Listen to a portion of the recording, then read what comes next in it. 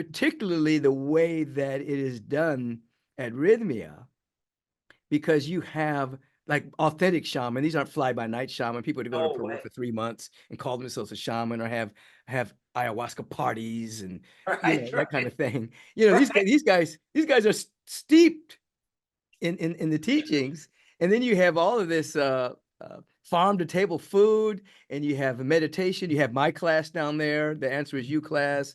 You have colonics. You have yoga. I mean, you put together a whole program that if a person comes there from day one and stays the whole time, they actually prepare themselves for a change in their life. And these are some of the things you were doing before you went down there, Correct. And so you put it all in one place. Peace and riches blessings. I am Michael B. Beckwith, the host of Take Back Your Mind.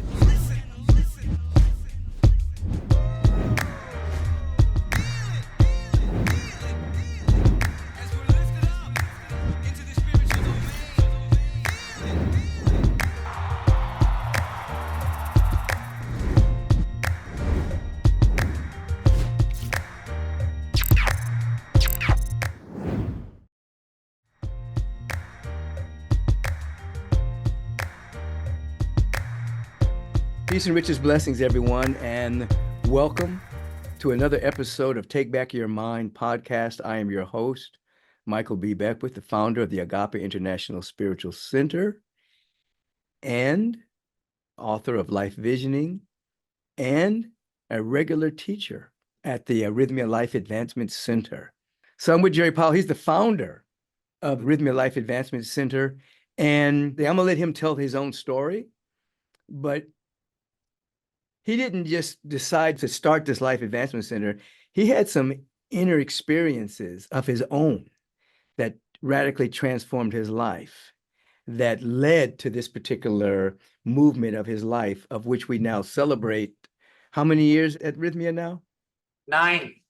So we're in the 9th year, which symbolically means something is ending and a new beginning is happening. We're with him and with Rythmia. It's a whole new birth that's about to take place. I'm just tapping into the frequency of this.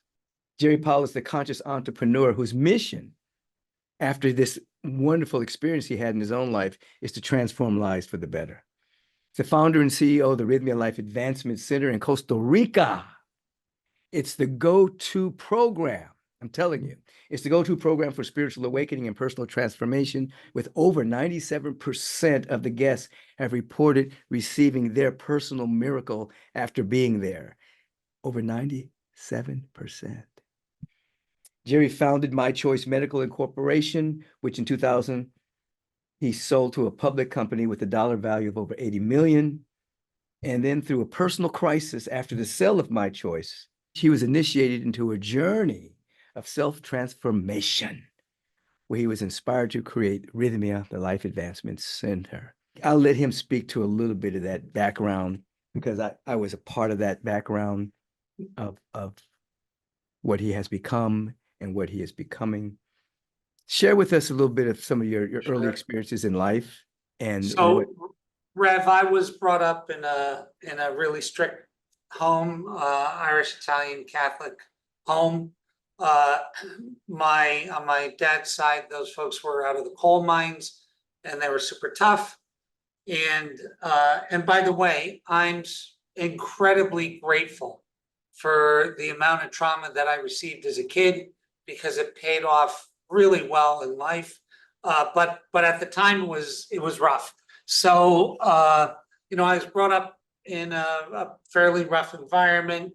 I got in a fist fight my first day at kindergarten, and I was in fights constantly. I was kicked out of every school that let me in, and I ended up, going to work, quitting school at 17 and working, and I had a real rough time in the beginning. I ended up getting arrested for possession of firearms with intent to distribute, and they were actually tracking me because of cocaine I was selling cocaine, but I ended up getting a gun trafficking charge and check charges, all kinds of things that wound me up in jail.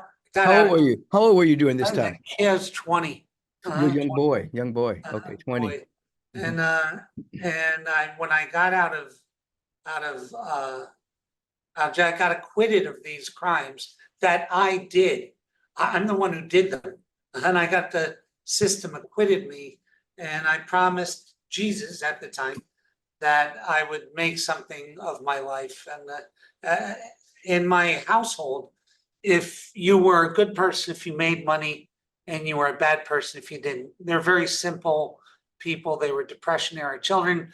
That's how simple things were. So I set out to make money, and I was pretty good at it. In my 20s, I managed to save $1 million, which back then, Rev, you remember, that was a lot of money. $1 million was a lot Yeah, of money, right? were you talking back what? In the 60s? 80s. In the 80s. 80s? You made $1 Yeah. million in the 80s. That was like a real million. It was a real million. You could buy a mansion. Do you Yeah, remember? It right. was back then. Everybody wanted to be a millionaire because a million was a million. Isn't that funny what happens in our life? Right. But yeah, so I did that, and then I ended up taking the company public later for 140 million. Then I sold a company for about 89 million in cash, and I quit. I quit working, and all of that's. I just gave you the first 20 years of work. I quit working at 46 or 47, and all of my problems, when I threw money at me, bubbled up. So money, I think, is the great magnifier. Well, like however you are, you throw money at it, and your personality is magnified. And Right. my personality was off. And even throughout my years, I was married 20 years, and everybody around me knew something wasn't right. I knew something wasn't right. My life was a wreck. I say this all the time, but Jeff says it's not true. But I was an alcoholic, a drug addict, a sex addict, a cigarette smoker, uh, a cocaine user, I was a weed smoker. I was everything. I don't think I went through a day of my life completely sober, uh, ever. I don't, since I was a kid, you know. And my life was out of control. I was married, and I had 20 girlfriends. It was crazy.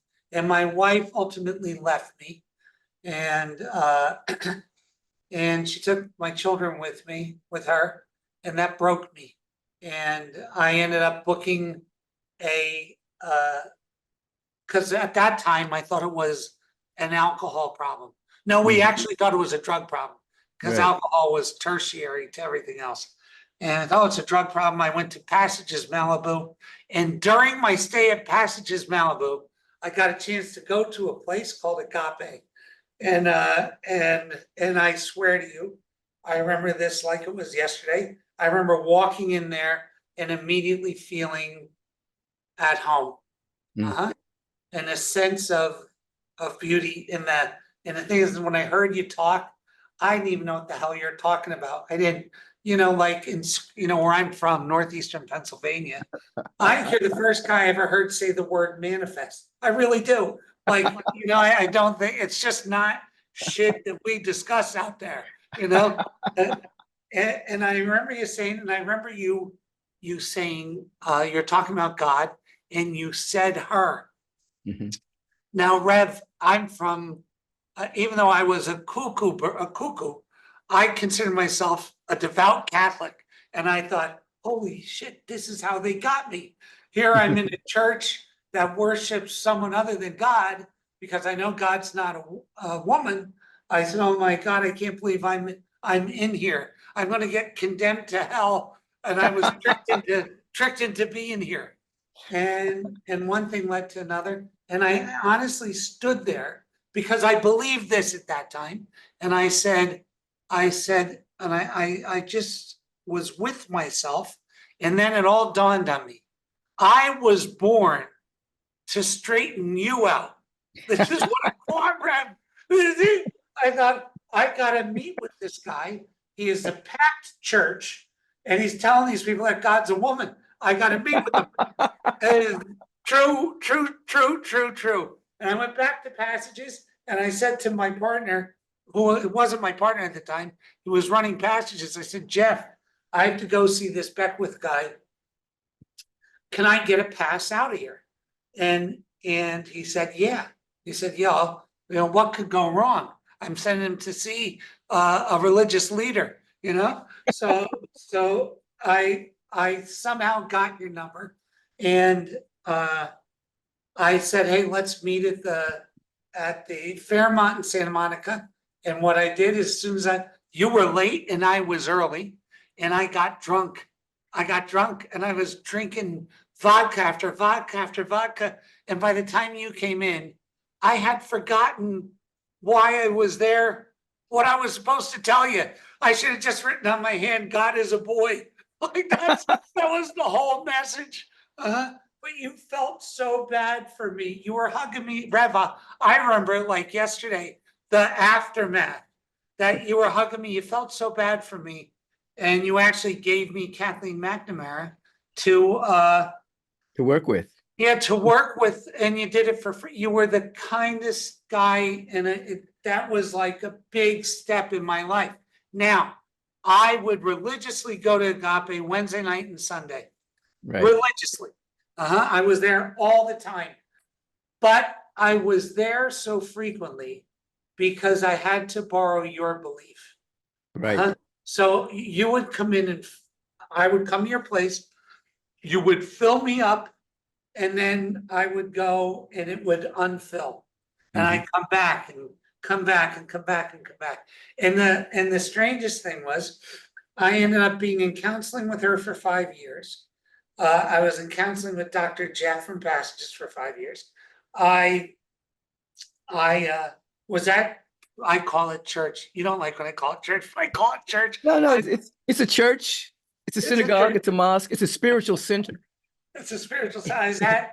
I was at. And just for clarity, I was saying Mother, Father, God. You were saying Mother, Father, God. Yeah, but then you said her.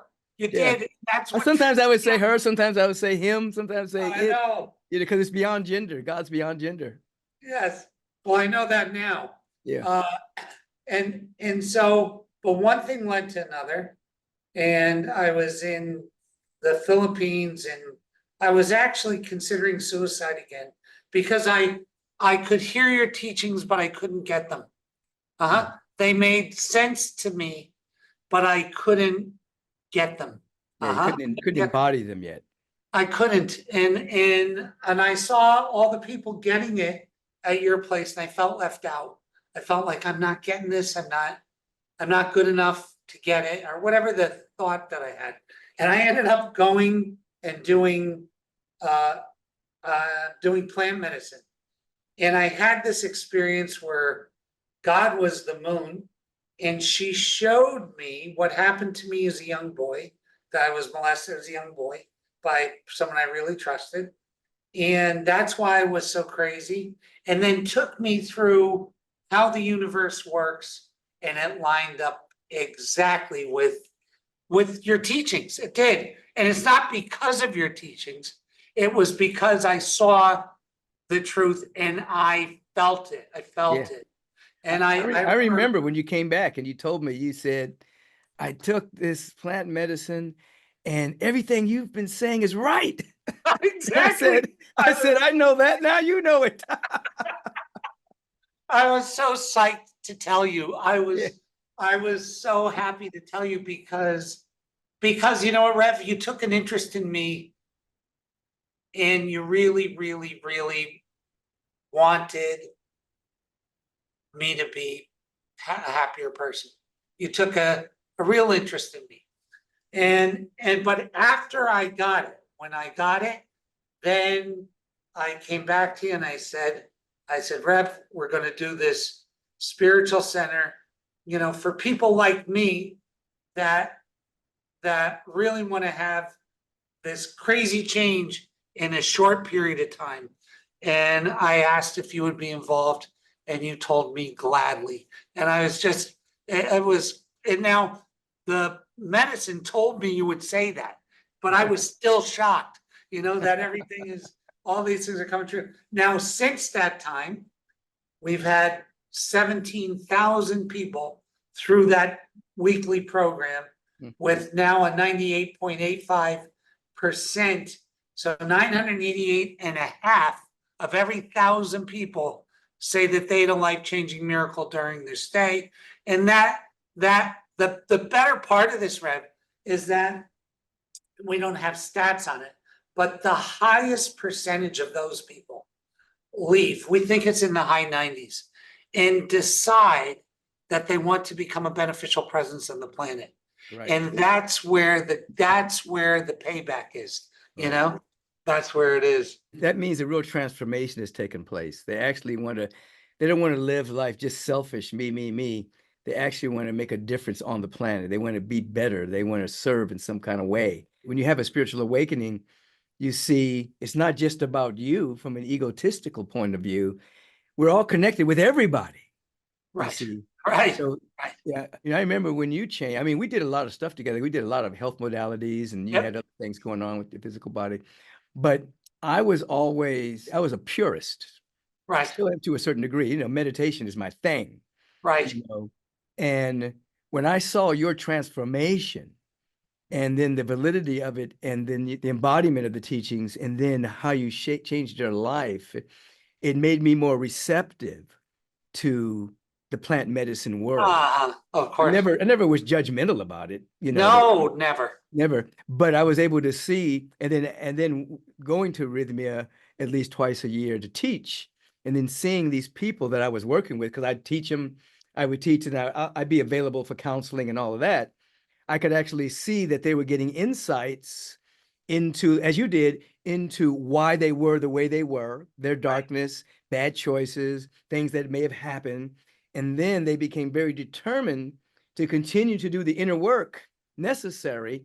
And they really had these transformational moments where they saw what they could not see for years, some of them for years in therapy, they couldn't get to it.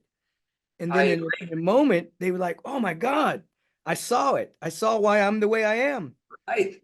And then it allowed them to change. So it just made me more amenable to it. You know what I mean? I said, yeah, this is good. This is beautiful. And it's a good, particularly, I'll just say this, particularly the way that it is done at Rythmia, because you have like authentic shaman. These aren't fly-by-night shaman. People to go to Peru for 3 months and call themselves a shaman, or have ayahuasca parties and that kind of thing. These guys are steeped in the teachings. And then you have all of this farm to table food, and you have meditation. You have my class down there. The Answer Is You class. You have colonics. You have yoga.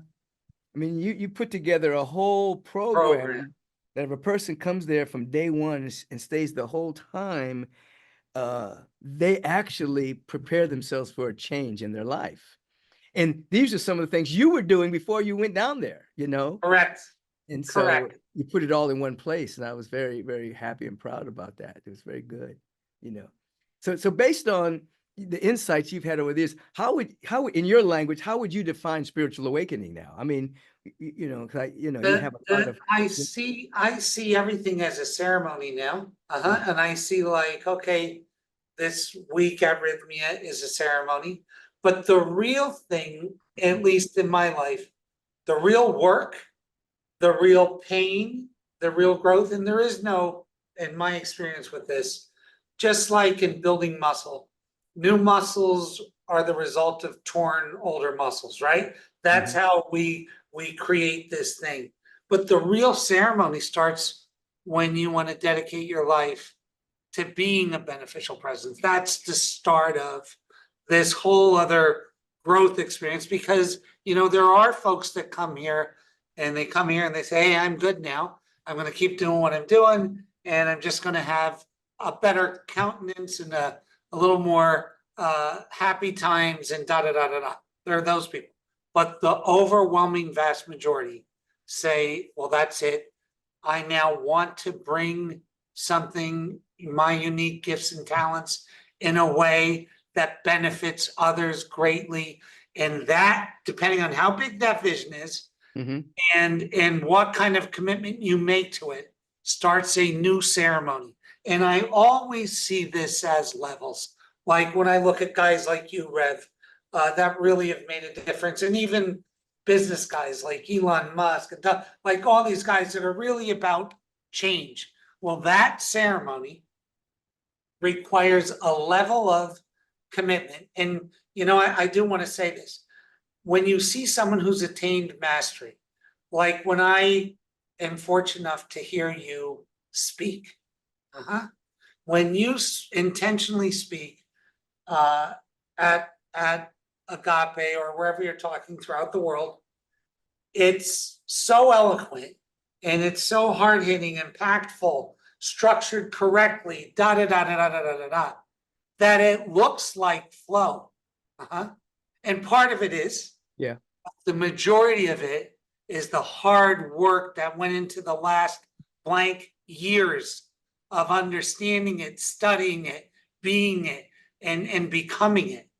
So it looks like, oh my God, this guy's in it. Just like, you know, I always cite Michael Jordan getting kicked off his basketball team. You know, like, you know, nobody ever starts out at the level of mastery. People don't do it. So when you see people like you, like I like using Elon Musk or Jeff Bezos or these guys that are all different kinds of people that are changing the world. When you see that, you don't see the last 40 years of work that went into it. And so a lot of people are like, oh yeah, I want that. I want to become a beneficial presence. I want to start an Agape. I want to start a spiritual center. I want to but they don't have the commitment or even the proper frame of mind to know that it's going to be the hardest thing they ever did, to know that it's going to take longer than they could ever imagine, and at the same time to know that it's going to generate more fruit than they could ever conceive. You have to hold all those thoughts at one time, and it takes a strange bird. It takes a unique bird to be able to do that. Right. You do it and make it look easy. You do. Yeah, but people don't know, as you say, the back room of that. You know what I mean? They don't know the hours of meditation and things that I have done to be able to stand up and allow flow motion to take place. Allow the zone to take place and the presence to come through and actually use everything in Michael. It uses all of Michael. It uses his jokes. It uses stuff he knows about. It even gives him stuff he doesn't even know about. It just flows into my awareness, you know. But as you indicated, it was a way of life. It's a way of life. It's not just like a one and done thing. It's a way of life, of that vision and that revelation continue to unfold. And this is what you're talking about when you talk about being a beneficial presence. These people that see it and then want to embody it, they want to develop a way of living well beyond the actual ayahuasca experience. Correct. They want to actually integrate that into their life. So their life is different. Whereas, you know, some people have given it a bad name because they'll have an ayahuasca party, you know, and people are getting high, but they're not trying to integrate the insights into actually being a better individual. Correct. And people can misuse anything, you know what I mean? Sure. But I like the way Rythmia is set up because you have the teachings around the actual plant medicine, you know, because you have the answer is you there. They have the yoga there. You have the meditation there. You have the nutritional food there. You have, you know, the swimming. You have everything there. So it gets people ready to make a real change. Some of the signs of transformation is that you want to be a better person. Have you noticed any other signs around people that when they're really going through an authentic awakening? So the craziest thing, and you're going to laugh at this, but I get a lot of pro athletes, a lot of A-list pro athletes I have a NASCAR driver that if I were back in the old days, and I caught this trend, I would have called my bookies and loaded up to beat the band. But every time every time after he's here, every time he wins. I have golfers that win every time after they're here. Kelly Slater won his last championship after here. So a lot of sports people, and I get what it's about. I really get that. So race car drivers and golfers have to have a level of concentration that's almost mystical. They have to get so concentrated that it's almost mystical. And what a program like Rythmia does is it immediately brings down the static. And when you bring down the static, you're there. And when you're there, you can putt, you know? Wait a minute, you can drive for show, but you got to putt for dough. That's the one. That's the one.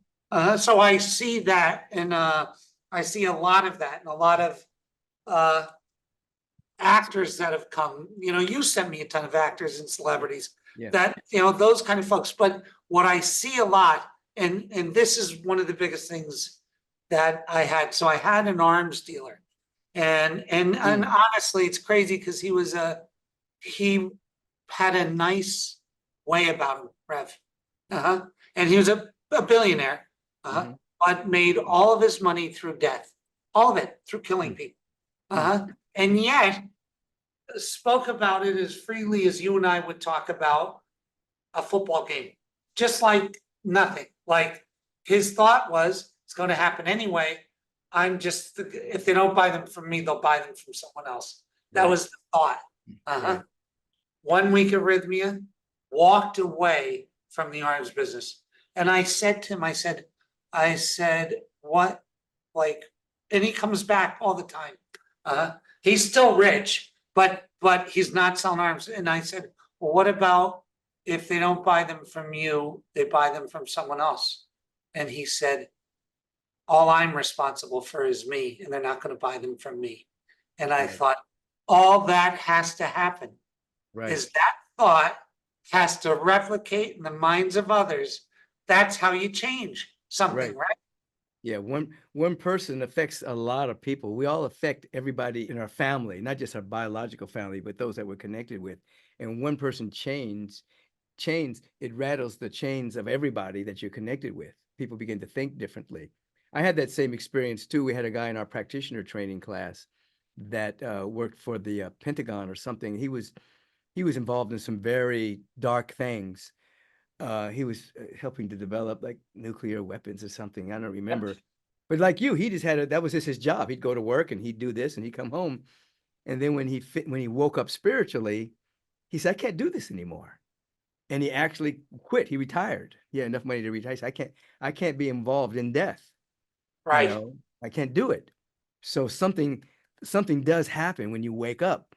How would you, based on all the people that you've seen, what would you say to an individual to help to maintain the insights that they're getting when they're going through all of these modalities, plant medicine, meditation, yoga? They have an insight. How do they maintain it? What we did, Rev, we created an aftercare program that involves your teachings. It involves things. So a daily practice, I don't care who you are, a daily practice is needed. I think there are these pillars of things. The first, this is what we prescribe to people. The first is tithing from abundance. Number one, that you say, okay, I'm making 200 grand a year. I have this new insight. I'm going to make everything I make over 200 grand is going to Agape, or 10% of everything I make over 200 grand is going to Agape. Or however you do it, but you have to tithe. Tithing is a cornerstone of it's a deal with the universe on the positive tip. It's a necessary thing. You have to tithe. Second thing you have to do is have a daily practice. But I don't care. A lot of people say, well, I don't have an hour. You don't need an hour. You need minutes. But because This is just like basketball, consistency over intensity. It's just like golf, consistency over intensity. A little bit every day is what is needed, right? You have to have an agreement for personal exercise. You have to agree how you're going to eat and drink. You need this thing. And once you do that, and I don't mean look like I'm going to tell you where I'm at versus where I was 10 years ago. I still drink. I have drinks here and there, but it is not my thing. I don't do drugs. I don't smoke cigarettes. I eat better than I've ever eaten in my life. I exercise daily. I tithe. I do all of these things. And you don't need intensity. You don't say, okay, I'm never going to drink again. I'm never going to have fun again. I'm never going to do this again. But man, come up with a deal to yourself. I'm going to do this much of this and this much of this and do these things and create a structure for success, because the structure is what creates the success.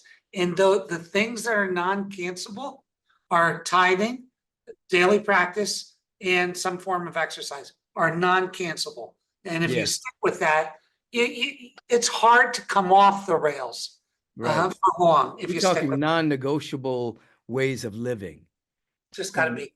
Yeah. Now, I'll tell people when they're learning how to be generous and circulate and tithe, it's not even about the organization. It's about you telling yourselves and telling your mind and your body and your cells, I have more than enough. And then you end up having permanent prosperity because you have a new relationship to the law of life. I have enough. I have more than enough. Therefore, I can share with Agape or whatever your thing is. And then the universe says, yes, you have more than enough. Yes, you have more than enough. Yes, you have more than enough. But if you're walking around being stingy and so I can't, because we do know billionaires that are stingy. I mean? Do. Oh my God. They spend $1 and they go crazy. I do. And they end up being poor people with a lot of money. You know what I mean? I know. we know a few of those people. They're poor, but they have a lot of money. And then we have people that are not billionaires, but they give consistently. And they live a very beautiful life. They're very happy. They have great families. They have great friendships. They have more than enough money. And then, they live sometimes a lot better life than a person that's a billionaire that's into domination, manipulation, and control, and, whole other ways of living. But we're talking the difference between a spiritual awakening, which leads you to being a beneficial presence, and just, manipulating the law and trying to get what you want. And there is a difference. Boy, is there a difference, because I see a lot of the other too. I do. I see a lot of the other, and fear is the great culprit in all of this. It's the great culprit. And what you've taught me, and Rev, when people see me now and they say, I don't know how good he's doing. They didn't see me 20 years ago or 12 years ago. Right. You know what I mean? They're just looking at the now. But the biggest teaching that I get from you is the letting go of the plan. So all I can do is work as hard as I can at it. And then I have to be attached to my investment and what I put in, and I have to be unattached to that temporary result. And that's the thing you taught me. And that dispels fear in me, because I'm a fear-based person. And the funniest thing, when I was broke, my fear was, oh my God, I'm not going to have enough. When I had enough, my fear was, I don't have enough. Then when I got that much, my fear was, I still don't have enough. It's the same thing. That's the unhealed part of us. Yes. And that's the unconscious belief in lack, scarcity, and limitation. Even though you have enough, the belief is lack and limitation exists within me. So we have to heal that. And that's what spiritual practice does. It actually heals that part. I know another woman that the same thing, a great actor that lived in that, she's multimillionaire. I don't think she's a billionaire, but she was a multi-million. I mean, she had millions. Right. But she always lived from, oh my God, I don't have enough. What am I going to do? What if this runs out? And I said, I don't think unless you're going to do cocaine every single night, I don't think you're going to run out of money. You know what I'm saying? I got you. You can't outspend this. I had another guy I used to counsel, and he was very, very wealthy. And his wife was wealthy through inheritance. He was wealthy through hard work. So together they had over a billion. And he wanted to retire from his job to write his book. And he'd come in and I'd say, well, why don't you do it? And so we worked. He said, well, my wife won't let me. She's afraid if I stop working, we're not gonna have any money. I said, oh, this is crazy. I said, bring her in. I said, but bring in your also your portfolio, your financial portfolio. So he brings her in and he has his financial portfolio, and she's going through her thing. Well, if he stops working, you know, how are we going to make it? And I'll say, well, first of all, you've inherited millions of dollars from your family. It's just sitting there in the bank. You're not doing anything with it. It's in investments. He's working, plus he has a lot of money. So we took out just his portfolio and said, if you spent X amount of dollars a month, you wouldn't even touch the principal. Right. You know what I mean? Forever. You know, and they're both like in their 70s, you know what I mean? So Right. they got 30, maybe 30 more years, maybe 40 if they live to be 110. They're not even going to touch the principal of this money. And you know what? I'm sad to say that he did not quit his job. His wife wouldn't let him. And we had counseling sessions, we meditated, and so he died without writing the book he wanted to write. I always remember that. Oh my God, that's horrible, right? I know he did grow spiritually, but he kept working, you know, well into his 80s, and he didn't need to. And one day he wanted to do something for Agape, you know, and one day she calls me up and she says, come over, I have a gift for you. And I said, oh, she's going to fulfill his promise to make a large donation to Agape. You know, that's what I thought, you know, I wasn't attached to it. Make you pie. So I go there and we sit around and talk. She said, oh, I went. So we finished talking. We remember him and we're having a great time. And she said, okay, I have this for you, but I really want to give this to you. And she gave me a little trinket off of his altar. I think he would have wanted you to have this. Oh, crazy. I loved it. But it's like, I know. wait a minute. You're sitting Crazy. on your parents' money, you're sitting on his money, and there's no donation to Agape. Amazing. Isn't that funny how they think? I really, you know, Rev, I'm just going to talk about Agape and my experience with that. I would be there and I would see all these people feeding off you, and I wouldn't see them reach. And I would think, you know, where I'm from, if that plate got passed to you and you put nothing in it, you would to answer to someone. Like you were, you know what I mean? Priest would say, what's the $2 to me? What $2? Why $2? Like you know, we were Catholics are used to paying. Right. And, well, you know, Baptists are used to paying. Catholics, Baptists are used to our paying. Jewish brothers and sisters have a strict policy of tithing. You know, we live in we're very non-judgmental. We try to just help people grow. And as they grow, to learn how to serve, how to volunteer, how to give, how to share your substance, you know. But you're right. People need a little nudge every now and then. And they got to get into programmatic sharing. This is the truth. Well, that was your first point, to learn how to give on a regular basis, consistently. When I talk to business people, I'll teach about success in business, entrepreneurial business. Yes. There is success 1.0. 1.0 success is I get rich. I do whatever I can to become rich. Right. Success 2.0 is I become rich and I become a philanthropist. Now that I'm rich, I can give back to the things in the society that I feel are important. It might be the environment, it might be a spiritual community. Success 3.0 is while I'm building my business, the give back is built into the budget. Boom. You know, because it becomes very difficult to write a $100,000 check after you made $1 million. But it's not hard if you built the muscle, if you've actually been giving a little bit. Well, I made $1,000 this week. Okay, I'm gonna give 100. You know, I made 2,000. Oh, I'm gonna give 200. And then when you keep making more and more and more and more, you've built the muscle of giving. But if you've never built the muscle of giving, and suddenly you make a lot of money, you're not gonna write no $100,000 check. Hard to. You can't. Oh no, I've never written a check this big. Exactly. I So I may teach never them how get this money back. yeah. So I teach them how to do it from the beginning. But I don't want to keep talking. I don't want to talk about Agape anymore. I want to talk about you and Yeah, but really. I want to make a point about that too, because a lot in the fundamentalist Christian arena, a lot of people pitch it as buying heaven. I'm going to tell you that that is not the way. Right. And the way is, I've been given this beautiful life. I've been given these great teachers, and I want to give back regardless of the outcome. That's the spirit of that. And watch what great things happen when it's given in that frame. You're giving like God. God gives unconditionally. Right. God is a total giver of love, and God doesn't have a merit or demerit system. God just so we're learning to give like God gives. We just give Beautiful. without attachment to the outcome. I just want to give. But you know what? It is true that a person that gives is way more healthy and way more happy than a person 100%. squeezing the 100%. life out of the eagle on the dollar.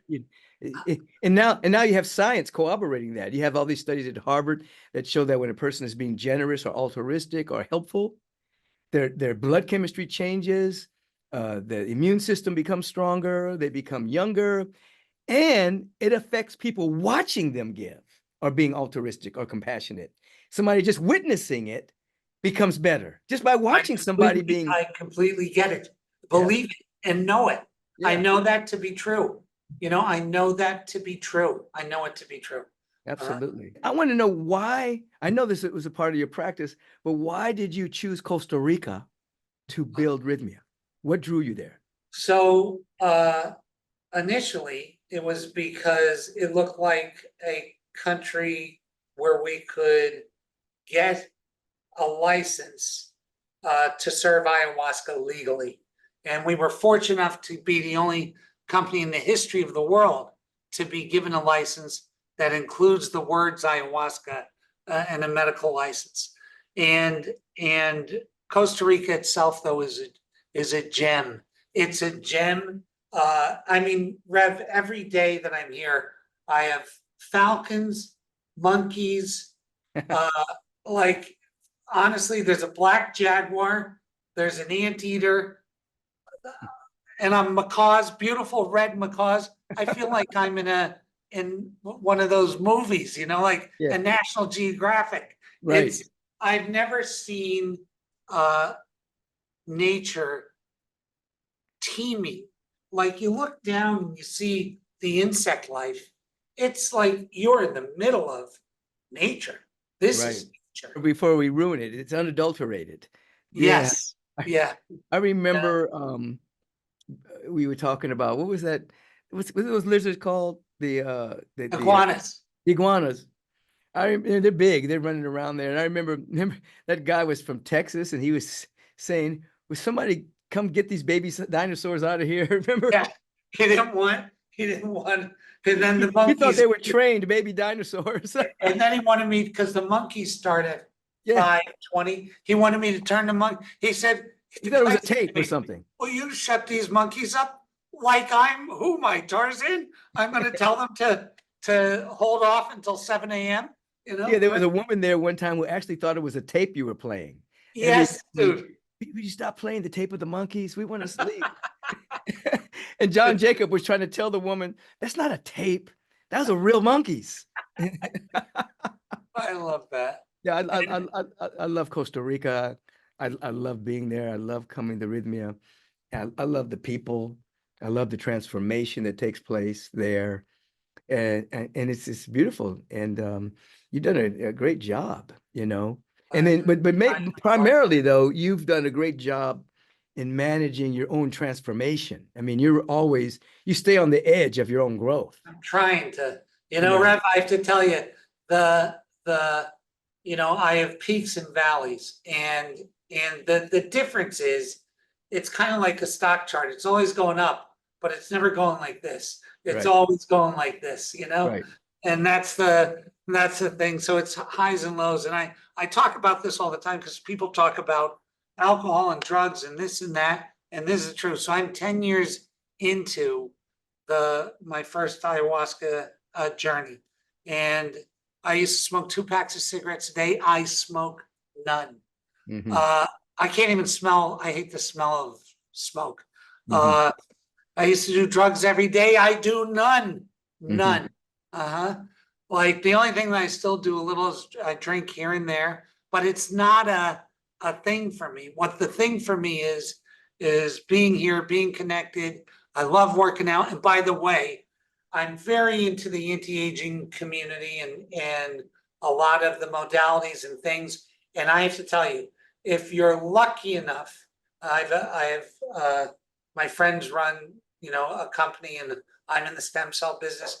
But if you're lucky enough to live another 20 years, you're going to live another 60 years, because the things that are happening that are this close to being approved, and I want to tell you, there's great things going on in the world, Rev, that are getting around the FDA. Big countries are setting up these sandboxes like Honduras, that set up Prospera, that you can do these medical treatments with much less of the FDA red tape. What's going to happen in countries like Spain and Portugal are right behind them, setting up these things. The Bahamas is looking at setting them up. What's going to happen is these anti-aging modalities in the old times, they used to be bought by a big corporation like Pfizer or someone, and they would be shelved. Right. Because they would be bought as insurance, so I can still sell Lipitor or whatever. Right. They're called blocking patents. Yes, blocking patents. Yes. Or just buy the technology, create a patent against it, and shelf it. It's crazy stuff. But what I'm telling you is that it's all happening. They're doing it in small animals.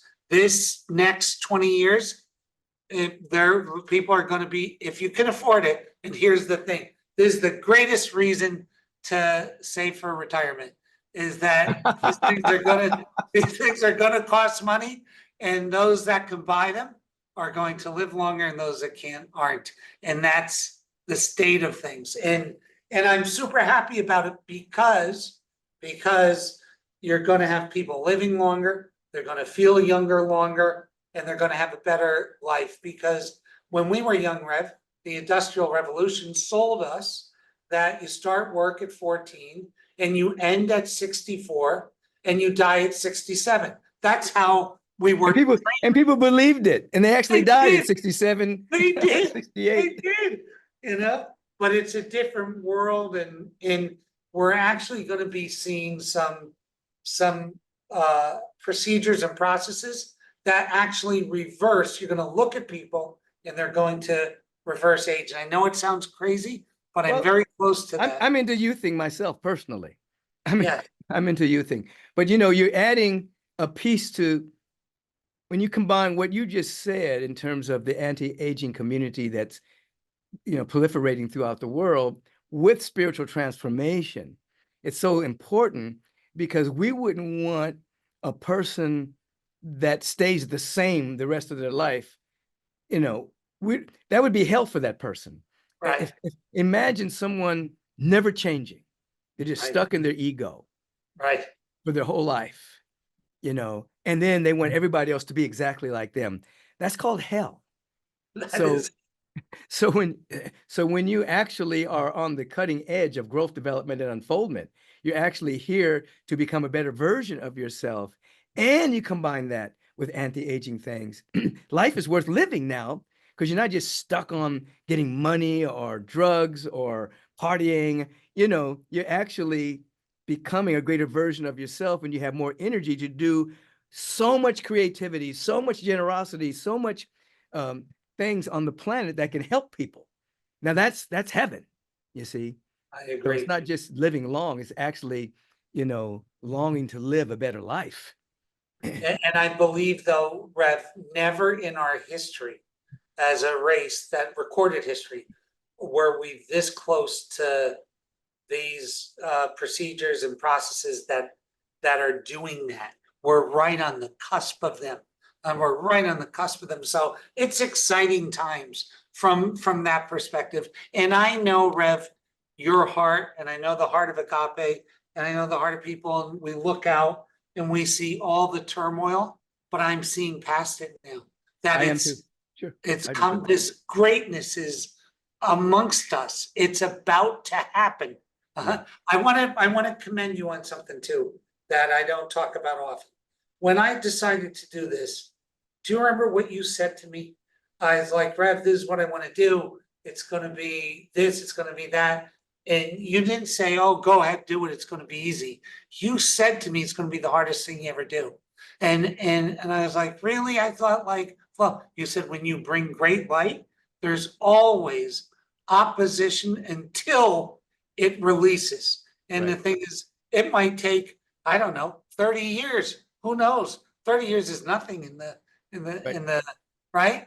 Right. Whenever you make a move, there are counter moves. I always teach mediocrity attacks excellence, first of all. So I if you agree make a with that. move, no one ever attacks a couch potato. Never. Never. They only Never. attack people who are trying to do something. And who Right. do you think he is? I remember when he was younger, he did all this crazy stuff. You know, they always attack somebody who's going for excellence. And then Right. you have to deal with your own demons as you're evolving. They all come up to as you discover, they all come up to the surface to be released. So it Absolutely. becomes very, very difficult. But it is difficult. It is hard, but the reward is magnificent. When I go out, after Agape, we're in our 38th year, Jerry. I 38. know. I I know. go out, man, and I see all these people whose lives have been touched. I was in Germany, I was in Norway. I just came back from Toronto. I'm going to Atlanta tomorrow to speak. And all these people are like, you got me through COVID. You got me through that How 2000 beautiful. financial downturn. You really helped. Agape really helped me. It's like I'm starting to get the feedback from the world Yes. of Yep. all the work that was difficult to do, Yes. and it's like the week before I started Agape, before I had my first service, I was in up north at the Sillamar conference ground, having at a conference. And two people came up to speak to me, each representing two sides of my mind. One person came up to me and says, man, what are you doing? You quit your job. You've got two children. Are you crazy? Are you crazy? I couldn't do that. And I said, I have no choice. There's no choice in me. I'm answering a call. And the other person came up to me and said, you quit your job. You have two children. Oh, this is going to be a great adventure. You're going to birth Agape, but they were both two sides. One part of my mind was saying, man, are you nuts? You just left a full-time position. There was insurance. There was retirement. Da, da, da, da. And the other part was like, I got to answer a call. This is what I'm called to do. I'm called to start a spiritual community, even though I don't know what the hell I'm doing. Yep. Look at it now, Rev. Look at you now. And the thing is, though, when people see you, they only see the finished product. They don't know how many times you ran out of money. They don't know how many midnight prayers were answered to keep the doors open. They Right. don't know how much ridicule from your family or disbelievers, or they don't know any of that. They Right. just know it's like looking at Michael Jordan when he was with the Bulls. They didn't know what happened before. Right. They didn't know the hard work. Right. Crazy, right? Oh, absolutely. It's what you do when people can't see you. That's important. Right. Yep. It's not what they see. It's like you say, it's the midnight hour. It's the waking up early in the morning and doing the prayer and the gratitude practices and the meditation and the yoga and everything, working out and Indeed. it's fasting. It's all the stuff, but no one sees that. No. But Nope. if they see one mistake, they'll see that. Oh boy, they see that. They see that. It goes all They over the see that. internet. I always tell people too, people say to me, what's it like with this and with that? I said, listen, I am not a spiritual leader. I said, I know spiritual leaders. I have them. I have Michael Beckwith, Taita. I mean, I have you guys around me, but we're not all playing the same part. All these people are needed to make the village. So I don't want anybody to not start because they don't think they're good enough, because the like you say, trip, the journey is the becoming. You can build a business when you're not perfect. You can create a tremendous impact in life when you're not perfect. But and if you ever wait for perfection to start, this life is over. Go to the next life. Yeah, it's not about perfection. It's about progress. Right. And so you can never wait till you're the perfect person to do anything. But in doing what you're called to do, it will perfect you. It Yep. will chip away all the stuff that doesn't belong to you, that's not necessary for the journey, but it's not going to get chipped away if you're not going for it. You have Correct. to go for it. You have to do something. You have to have the vision. You have to articulate it. Then you have to put it into action. And then when you put it into action, you're going to bump into parts of yourself that have to be dissolved, eliminated, forgiven, and things that you have gone through yourself. I'm still going through. And yeah, but it's also, it's another thing you're talking about. It's a forever journey. Oh my God. Why? Because God is infinite, and we're the image and likeness of God. So it's infinite good, always seeking to express itself. Whew. Listen, let me just tell these people, one, I want you to know I'm going to be at the Rythmia Life Advancement Center January 12th through the 19th, 2025. Beautiful. You can register now, actually. If you can't go in January, I'm not saying don't go if I'm not going to be there. We have spiritual teachers there. We have thought leaders. We have Reverend Kim Terranova that's there every week teaching. The answer is you. She is one of my greatest teachers. She teaches my program there every week. So I'll be there January 12th. She'll be doing that. And then I'll be doing teachings in the afternoon. And being there during the day to assist people in their unfoldment. So you'll have all the stuff that Rythmia has, the farm to table food. You'll have Reverend Kim doing the answers you. You'll have me teaching. You'll have the yoga. You have the meditation. You in the evening. You have the ayahuasca. Somebody was supposed to, I found out was going to go, but they didn't go because they didn't want to do ayahuasca. And I said, it's optional. You don't have to do it. You can do everything else and still you can do breath work. There's breath work there. Exactly. Every week there's the dance of celebration there. Yep. There's so much going on that your life can be transformed. And so listen, January 12th, I'll be there. I'll be there. I'm excited to see you, Rev. Yeah. I'll be here to meet and greet you. Absolutely. Jerry, anything else you want to say? How can they reach and be in contact with you? Any last words? Just go to rythmia.com and there's a 800 number right on the site. And Rev, I just want to say thank you you gave me my life when nobody believed in me, you did. And I'm forever yours and grateful. Hey, I appreciate it. But you know what you did? You listened. I did. I did do that part. I did listen. You came to me with different things. Can this be healed? Can this happen? I said, yes. But you know what? You did the thing. If I said, you really need to add this supplement, you took it. If I said, oh, you need to do some ozone to do this, that you got an ozone machine. You did the thing. You didn't like, some people will come and ask and then they don't do the thing. I know. You did the thing. And now you have the Rythmia Life Advancement Center, 9 years, which means, numerologically, you're going to go to another level after this year. There's something that's going to end. I'm excited. A birth of a whole nother Rythmia. And I'm excited. Yeah. So there you have it. Appreciate you, brother. Bless you, Rev. Thank you for everything. Thank you, my man. It's just good talking with you because, again, I haven't seen you in a minute because last time I came to Rythmia, I think you were in, I was in Texas Caicos. Yeah. You were in Texas Caicos taking a day off, taking a week off, 2 weeks off or whatever. Not next time. That. I'll be here. All right. I'll see you in January. See you, Rev. Have a beautiful day. Thank you, man. Peace.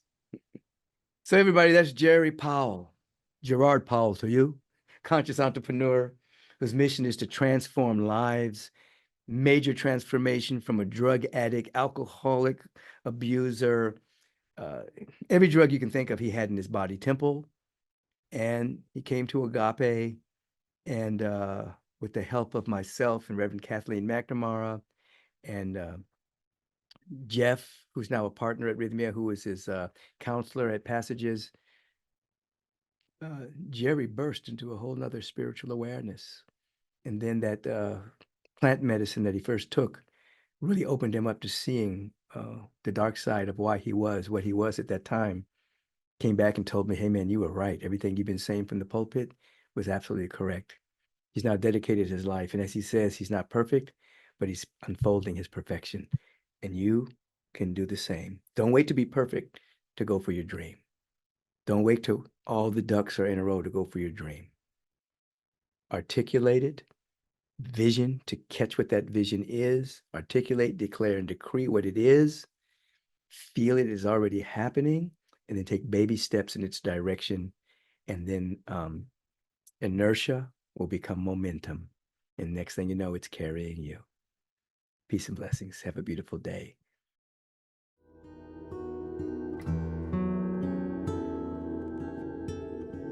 Peace and radical blessings. Life is amazing because life is unadulterated aliveness that knows itself fully and completely, even though one's life experience might be a little askewed. Life is unadulterated, magnificent aliveness. It's good. And we are here to seek a better relationship with life, knowing that our life is an emanation of its life, and then we enter into a dynamic flow. So listen, this is our time to meditate. And in meditation, you learn how to pay attention. I'm telling you right now, you are rich enough to pay attention to your intention and to your breath and to your understanding that this is the first time you've ever meditated and deep listening. You bring all those things together and you enter into a nice state of the practice. And then you're observing. People have a tendency to say sometimes, I can't meditate. There are too many thoughts in my awareness. My mind won't stop. We're not trying to get your mind to stop. No. You're trying to become aware that you are observing the mind with intention. And then you're able to spot scammers. You know what a scammer is? You know, you go on your internet and somebody's trying to scam you into giving you your email or some personal information that they can scam you and take you down a funnel of lack of limitation and scarcity and theft. So there are scammer thoughts, thoughts of unworthiness, thoughts of anxiety, thoughts of fear. These thoughts come up, scarcity, not enoughness. They're scammers. They're not real. They're emanating from a sense of separation. It's called the sea of mental garbage. As you meditate, you're able to observe the scammers and just observe them without resisting or trying to make them go away. And then what happens?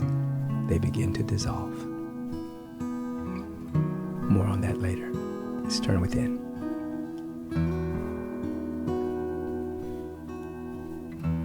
Feet firmly on the ground. You're trusting in gravity. You're surrendering to it. You're not going to fly away. Your hands are on your lap facing upward as a sign of receptivity. You have an intention to wake up to your glorious nature. There's a feeling tone to this intention. You're attentive to your intention. You're aware the body's breathing. Makes you present because the breath is happening presently. You're activating deep listening, not through the ears, but through your entire being. And you're aware this is the first time you've ever practiced, because this iteration of yourself has never existed before. Chemicals in your body are different. You've changed. Some, even if it's minuscule change, you're different. So here we sit. If thoughts arise in your awareness, just observe them and let them pass through.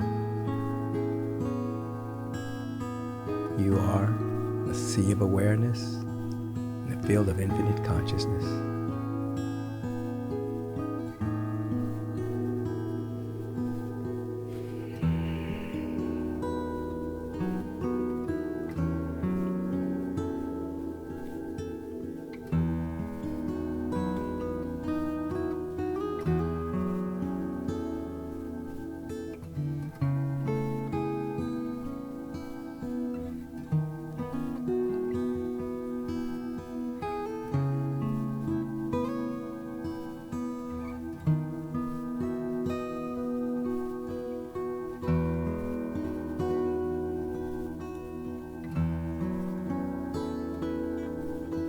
Be still and know I am. The presence of God is right in the midst of you.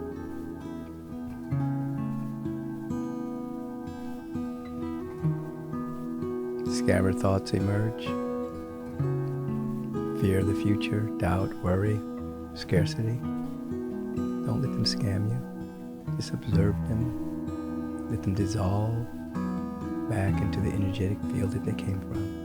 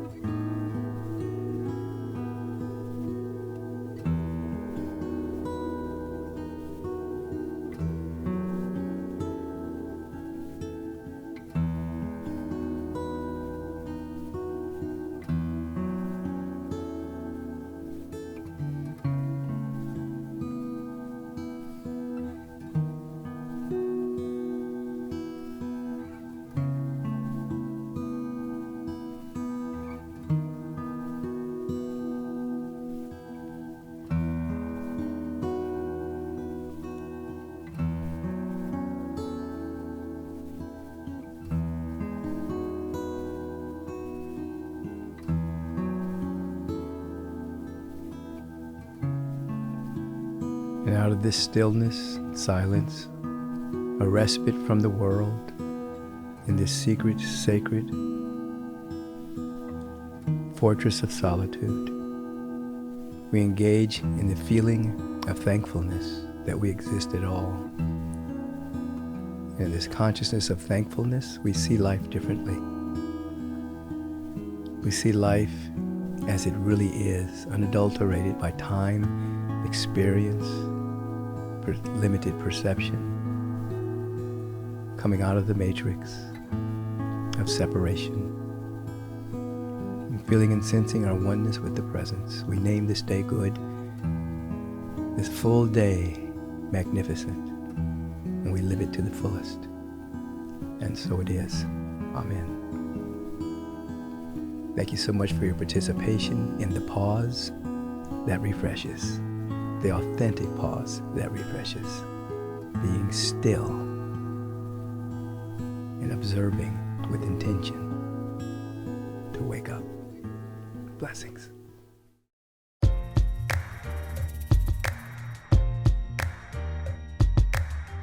Peace and blessings.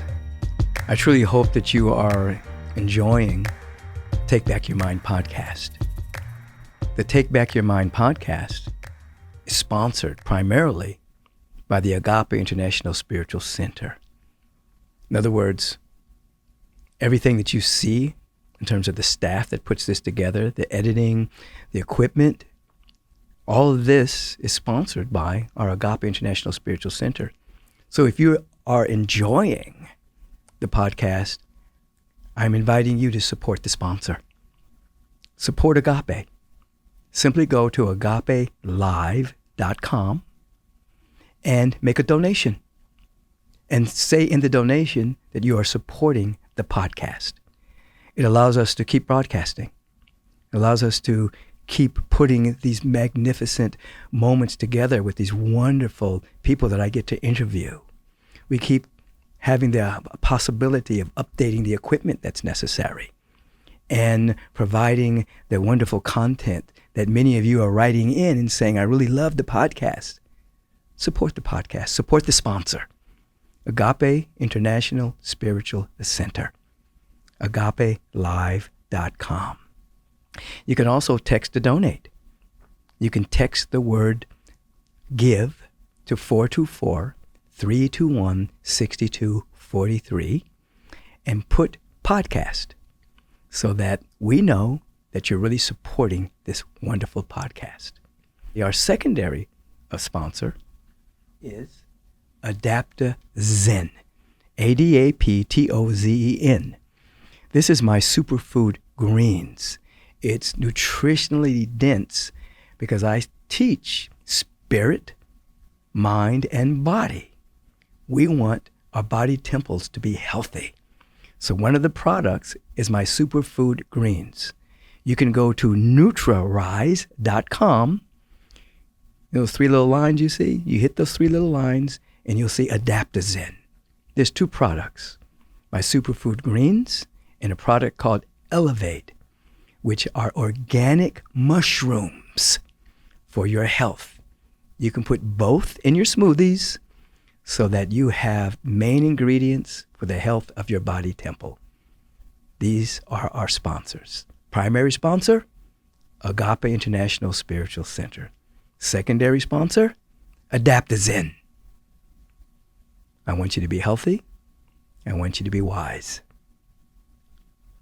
Circulate and share. Peace and blessings. Your time is very valuable, so I want to thank you for lending us your ear and participating in taking back your mind. If you want to submit a question for the question of the week, please submit it to podcast@michaelbeckwith.com. If you've enjoyed what you've heard today, please submit a review and let us know your thoughts. Stay on top of current episodes by subscribing to the podcast so that you'll receive alerts and not miss one single episode. And feel free to share this podcast with all of your friends and family. And until we meet again, take back your mind and you will take back your life. Peace and blessings.